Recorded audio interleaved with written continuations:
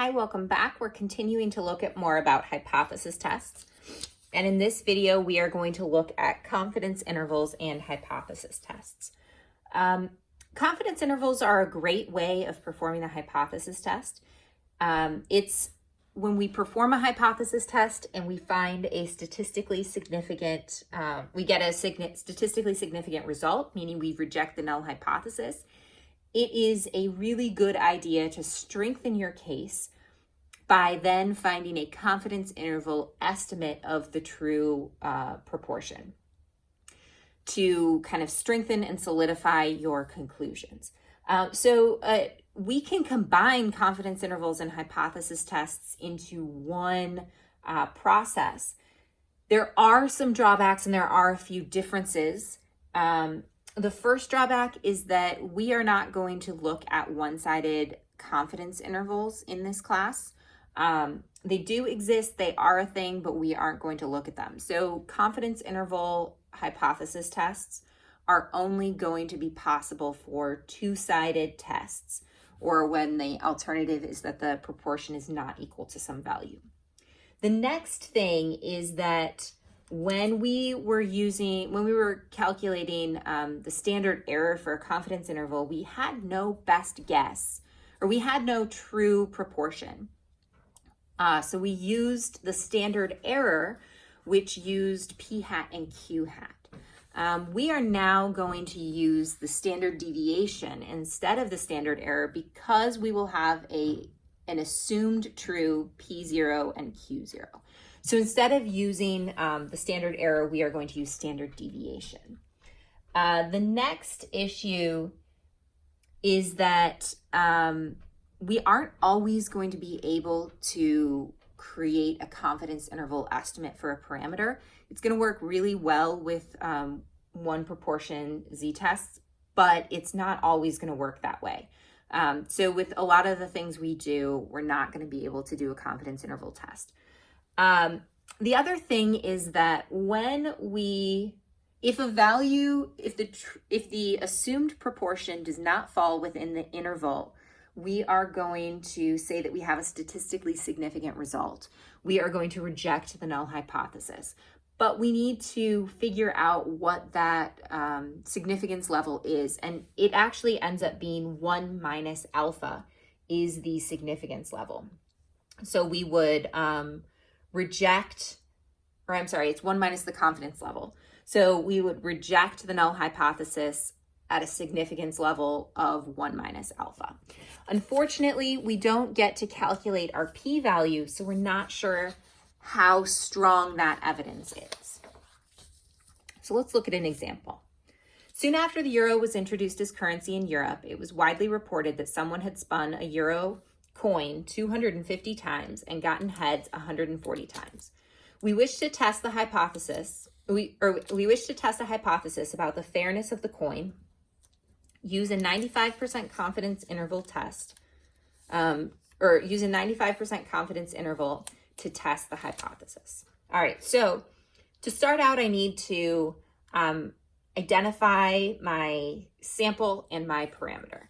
So as I read through this, my sample is 250 spins of a euro coin.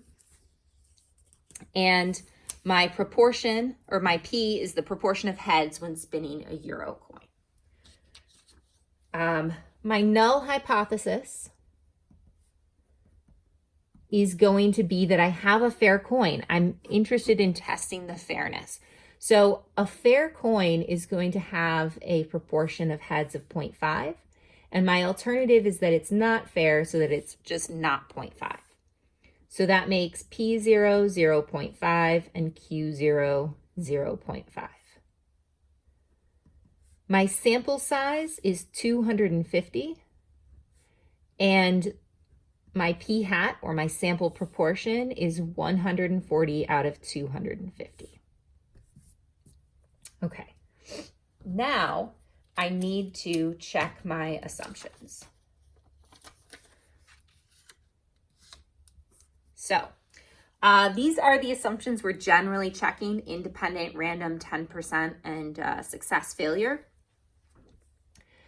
Spinning a coin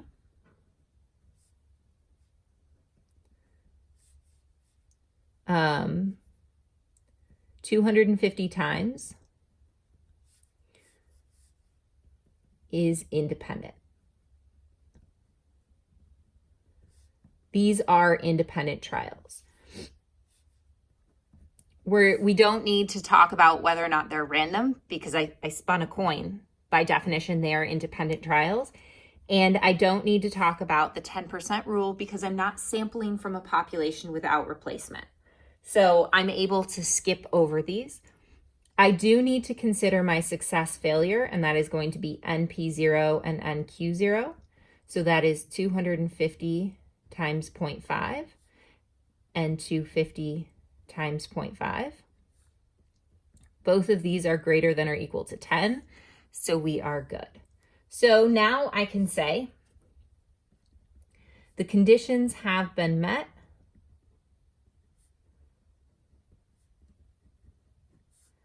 To use a normal model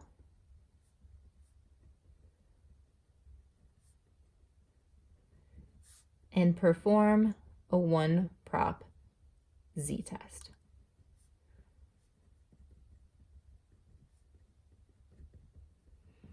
All right, so now I'm ready to start my test. We are going to use the standard deviation of p hat instead of standard error. And so that formula is the square root of P0, Q0 divided by N. If I plug that into my calculator, I get the standard deviation is 0.032. So now I'm going to find my critical value, Z. My confidence level is 95%. So I can find this, my Z star value, by taking my inverse norm of 1 minus the confidence level over 2. Or I know that the critical value for a 95% confidence level in terms of Z is 1.96. So just as a reminder, inverse norm, 1 minus 0.95 over 2, 0, 1. Okay, the next thing I need to do is calculate my margin of error, which is Z star times the standard deviation. If I take 1.96 and multiply it by 0.032, I get 0.062. That's my margin of error.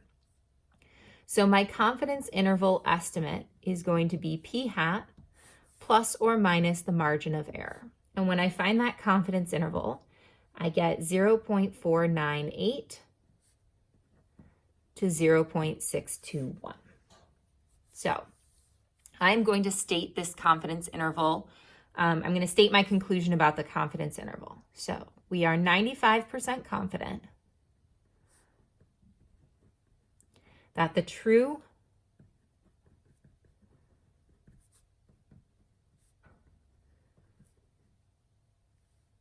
proportion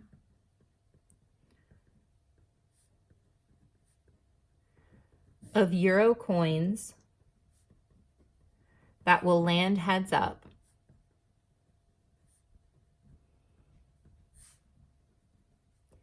is between 49.8% and 62.1%. So now I'm going to look at my null hypothesis. My null hypothesis falls within the range. Because my null hypothesis falls within the range of my confidence interval, I'm going to fail to reject. So because the proportion 50%, which represents a fair coin,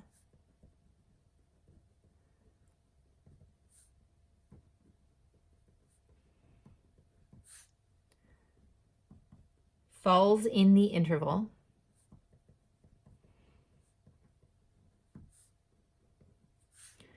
we fail to reject the null hypothesis.